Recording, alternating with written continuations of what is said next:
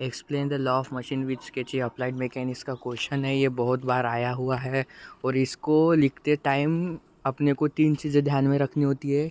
इसकी डेफिनेशन लिखना होता है, इसका फॉर्मूला लिखना होता है और इसका ग्राफ ड्रॉ करना होता है और उसको ड्रॉ करने के बाद लेबलिंग देनी होती है।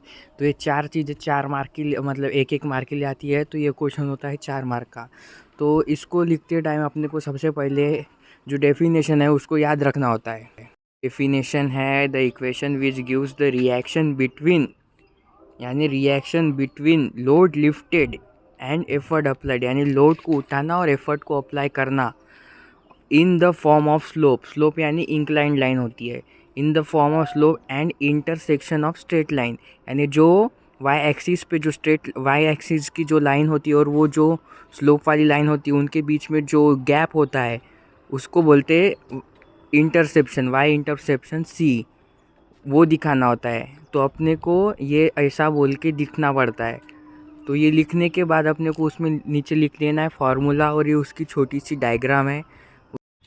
ये डायग्राम बनाने के बाद इसकी लेबलिंग कर देना है। पी को एफर्ट अप्लाइड बताना है, एम को स्लोप ऑफ लाइन बताना है, डब्ल्यू को लोड लिफ्टेड बताना है और सी को वाई इंटरसेप्ट बताना है। इतना ही लिखते 4 मार्क हाथ में।